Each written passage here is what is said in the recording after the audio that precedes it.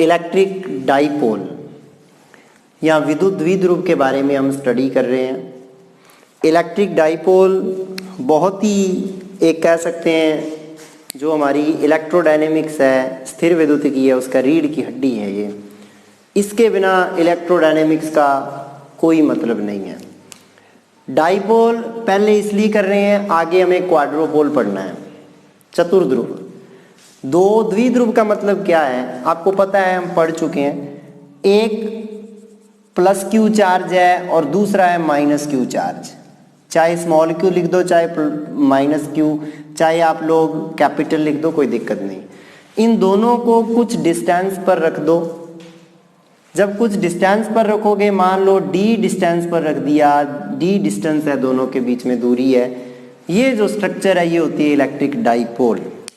पता है ना हमें।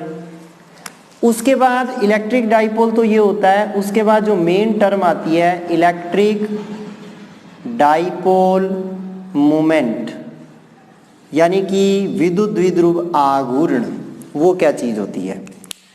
देखिए इलेक्ट्रिक डाइपोल के बाद इलेक्ट्रिक डाइपोल मोमेंट होता है, तो सीधी सी बात ध्यान रखनी है, ये एक प्लस क्यू चार्ज है और ये एक माइनस क्यू चार्ज है।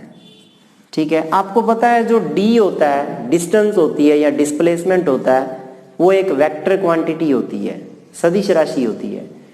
इसका मतलब एक प्लस क्यू और माइनस क्यू के बीच की डिस्टेंस जो डी होती है वो एक वेक्टर होगा, सदिश होगा। और इसका मतलब डी को चाहे यहां से मापना शुरू करो इस तरफ, चाहे यहां से मापना शुरू करो इस तरफ, एक ही बात है। तो कहते हैं माइनस क्यू से प्लस क्यू की ओर अगर मैं डी की डायरेक्शन लूं तो उसी डायरेक्शन में डाइपोल मोमेंट होता है, और डाइपोल मोमेंट को पी से लिखता हूं। पी होता है Q into D, Q into D. D को आप 2a भी लिख सकते हो, कोई दिक्कत नहीं है, कई जगह हम 2a भी लिखते हैं, 2a भी लिख सकते हो बहुत जगह। अगर डी वेक्टर ही ले रहे हो तो डी वेक्टर ही ले लो, कोई दिक्कत नहीं। इसी डायरेक्शन, देखो डी और पी क्या है, प्रोपोर्शनल है ना, समानुपाती है डी और पी। जिस डायरेक्शन में पी उसी डायरेक्शन में डी पैरेलल है, तो इसका मतलब पी की डायरेक्शन भी यही हो जाती है जो हमने डी की डायरेक्शन बनाई है। ध्यान रखना, P की जो डायरेक्शन होती है वो हमेशा माइनस क्यू से प्लस क्यू की ओर होती है, लेकिन इलेक्ट्रिक फील्ड विद्युत क्षेत्र की डायरेक्शन प्लस क्यू से माइनस क्यू होती है। तो ये विद्युत क्षेत्र के ठीक उल्टी दिशा में होता है P। इसकी यूनिट बना सकते हो, यूनिट ऑफ P क्लियर दिख रहा है, Q का कूलाम, दूरी का metre, coulomb metre. Coulomb metre क्या है, हमारे पास यूनिट है इस इलेक्ट्रिक डाइपोल मोमेंट की। अब जो मेन टॉपिक आपसे पूछा जाता है वो कहता है पोटेंशियल बताइए डाइपोल मोमेंट की वजह से कि पोटेंशियल क्या होगा। तो हम स्टडी करेंगे potential due to dipole moment, या डाइपोल लिख दीजिए। हिंदी में अगर देखें तो द्विध्रुव के कारण विभव। इसका लेक्चर पहले भी अपलोड किया हुआ है +2 वाली प्लेलिस्ट के अंदर, लेकिन वहाँ पे नोट्स स्कैन करके किया था, यहाँ पे हम इसको ऐसे समझते हैं। अब द्विध्रुव के कारण विभव निकालना है, किसी ने आपको कह दिया विभव निकाल के दिखाइए, तो सीधी सी बात है, यहाँ डायग्राम बनाएंगे, यहाँ थोड़ा सा डेरिवेशन कर लेंगे, जगह बची है, डायग्राम यहाँ पूरा नहीं आएगा। इधर ध्यान दो डायग्राम पे, ये कोई डाइपोल है, ये जेड एक्सिस है, पहले तो ये मान लो जेड एक्सिस है। जेड एक्सिस के ऊपर डाइपोल रख दिया, तो यहां पर माइनस क्यू रख दो, यहां पर प्लस क्यू रख दो। ओके, दोनों के बीच की डिस्टेंस 2a ले लो, d ले लो तो कोई दिक्कत नहीं, d/2 d/2 हो जाएगा। ये इसका केंद्र हो गया O, ये A पॉइंट पे रखा है, ये B पॉइंट पे रखा है। ओके, इसके बिल्कुल सेंटर O से कोई भी पॉइंट है P, वहां पर पोटेंशियल देखना है कितना है, और कितने एंगल पे, यहां से जो एंगल है ये वाला थीटा एंगल है।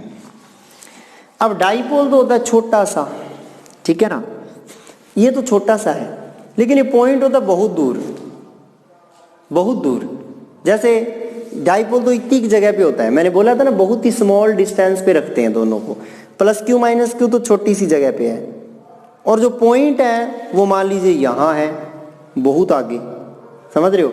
या मैं कह दूं कि पॉइंट तो 10 मीटर दूर है, डाइपोल तो छोटा सा है, यानी कि ये स्मॉल आर बहुत बड़ा होता है पी के कंपैरेटिवली। जब ये बहुत बड़ा है तो ऑब्वियस सी बात है, अगर आप बी को इससे मिलाओगे या आप ए को इससे मिलाओगे तो ये सारे लगभग पैरेलल ही हो जाएंगे ना, तो सबका एंगल थीटा थीटा ही हो जाएगा, ये भी थीटा हो जाएगा, ये भी थीटा हो जाएगा, लगभग पैरेलल हो जाएंगे, ठीक है। अब बात करते हैं डिस्टेंस कहाँ पे बराबर होगी इनकी। अब क्या करोगे, मुझे ए से डिस्टेंस और बी से डिस्टेंस देखनी है। ए से डिस्टेंस मान लीजिए ये है R1, पॉइंट P है यहाँ पर P की, और यहाँ से मान लीजिए B से है R2। P के निर्देशांक होंगे R थीटा, कोऑर्डिनेट होंगे, ऐसे लिखते हैं ना, ध्रुवीय निर्देशांक, पोलर कोऑर्डिनेट।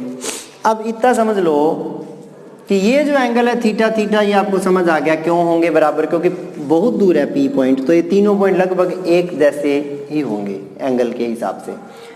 अब देखिए, कोई आपको कहे पोटेंशियल एट P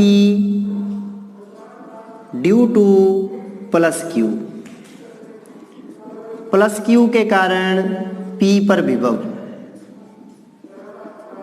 तो इसको तो निकालना कोई मुश्किल नहीं है, इसको आप V1 कह दीजिए, या यहाँ पे प्लस Q के कारण 2 वाला है तो V2 कह दीजिए। तो सीधी सी बात है KQ बटे R, तो यहाँ क्या हो जाएगा KQ बटे R2, इक्वेशन नंबर 1, ठीक है, यही होगा, Q से R2 दूर है ये, और इसकी वजह से KQ बटे R1, तो potential due at P due to minus Q के कारण V1 इज इक्वल टू हो जाएगा K माइनस Q बटे R1, यानी कि माइनस का KQ बटे R1। तो नेट पोटेंशियल क्या हो जाएगा, बिंदु P के ऊपर नेट पोटेंशियल पूछेगा तो क्या हो जाएगा, दोनों को ऐड कर दूंगा, है ना। P पर कुल विभव निकालोगे तो V is equal to V1 plus V2 हो जाएगा ना।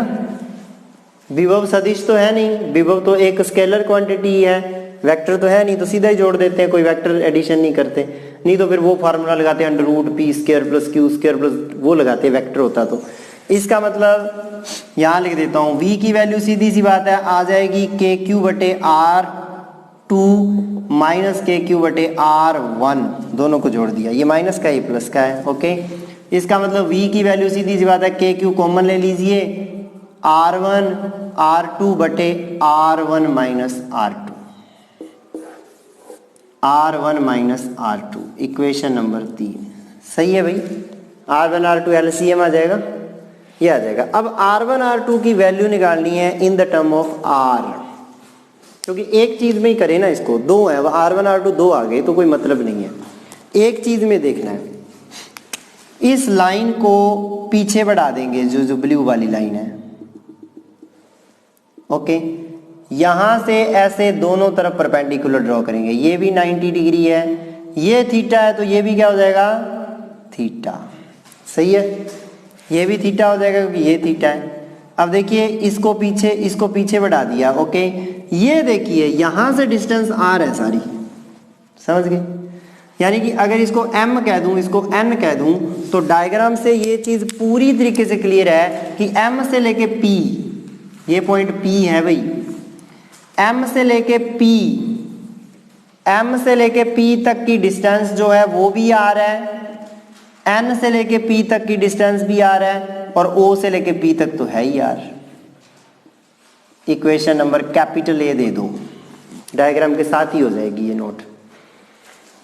M से लेके P भी R हो गया, O से लेके P भी R हो गया, N से लेके P भी R हो गया।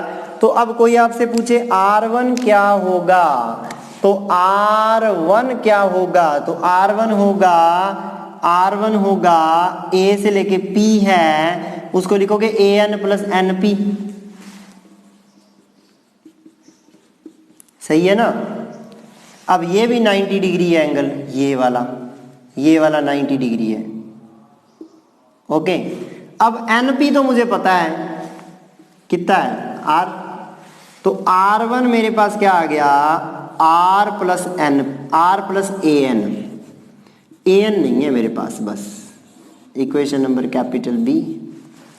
AN की वैल्यू मुझे फाइंड करनी है ना। AN के लिए मेरे पास ट्रायंगल है ANO, ट्रायंगल ANO ऐसे है, देखो ये 90 डिग्री, ये थीटा, ये 90, ये N हो गया, ये A हो गया, ये O हो गया। तो मैं यहां से निकालूंगा कॉस थीटा, और कॉस थीटा अपने पास क्या आ जाएगा AN अपॉन OA। तो AN मेरे पास आ जाएगा OA कॉस थीटा, और OA की वैल्यू फिक्स है, ये रही। OA की वैल्यू कितनी है, OA की वैल्यू है स्मॉल a, क्योंकि ये 2a है तो ये स्मॉल a रह गया ना पूरा, ये भी स्मॉल a ऐसे ही, OB भी स्मॉल a है, यानी कि ये भी डायग्राम में मेंशन कर देना OA is equal to OB is equal to small a। OA और OB क्या है आपके पास, क्या है स्मॉल a है, वो भी क्लियर है। तो यहां से AN की वैल्यू आ गई स्मॉल a कॉस थीटा, ठीक है, यहां पुट कर देते हैं AN की वैल्यू, तो R1 आ गया R plus A cos theta, equation number C दे दो, ये लो, क्लियर हो गया। R1 की वैल्यू निकालनी सीख गए सब। अब R1 की वैल्यू निकल गई, अब निकालनी है R2 की वैल्यू। तो R2 की वैल्यू है जी MP माइनस MB, BP है ना वो, MP माइनस MB, ये पूरे में से छोटा सा घटा दो, यानी कि मुझे निकालनी है जी R2 की वैल्यू, तो वो हो जाएगी MP minus MB। MP R है, तो R माइनस MB, और MB की वैल्यू वही होगी जो AN की है। कैसे होगी, ट्रायंगल देखो MBO, ट्रायंगल MBO को सॉल्व कर लो। MBO ट्रायंगल इस तरीके से है, ये एंगल थीटा है, ये M है, ये B है, ये O है, ये स्मॉल a है, जैसे यहाँ पर ये स्मॉल a था, ये स्मॉल a है। उसके बाद ये चीज़ मेरे को फाइंड करनी है, ये थीटा है, तो वैसे ही कॉस थीटा निकाल लोगे, कॉस थीटा आ जाएगा MB अपॉन OB, तो MB की वैल्यू भी आ जाएगी A कॉस थीटा, सही है ना, A कॉस थीटा। तो A कॉस थीटा यहाँ पे पुट कर दोगे, R2 की वैल्यू आ जाएगी R minus A cos theta, equation number D। Equation C और D को इक्वेशन 3 में पुट कर देंगे, बस समझ रहे हो। इक्वेशन नंबर C और D को इक्वेशन नंबर 3 में पुट कर दोगे, आपके पास आंसर आ जाएगा, समझ रहे हो कि नहीं। तो ये काफ़ी आसान है, अब इसके अंदर वैल्यू पुट कर देंगे, आपका आंसर आ जाएगा। तो इक्वेशन जो है C और D उसको 3 में पुट कर देते हैं, ये डेरिवेशन आपका ख़त्म हो जाएगा जो पोटेंशियल निकाल रहे हैं, ठीक है। तो C and D in 3 put करेंगे, V is equal to KQ,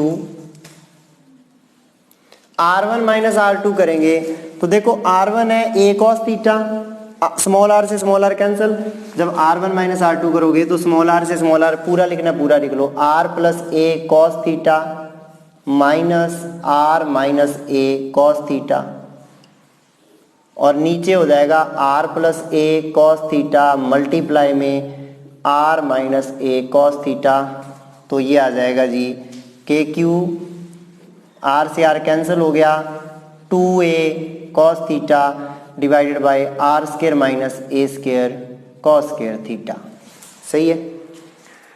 अब मैंने पहले ही बोला कि R तो बहुत बड़ा है, A बहुत छोटा है, यानी कि since R less than A हो गया, तो R square R greater than A हो गया, तो R स्क्वायर बहुत बड़ा हो जाएगा A square cos square theta से, तो यहाँ इसको नेग्लेक्ट कर देंगे, A square cos square theta को, और Q इंटू 2A क्या हो जाएगा, Q और 2A and Q into 2A हो जाएगा P, हैंस तो अपने पास v आ जाएगा के पी कॉस थीटा बटे R square, K P cos theta upon R square.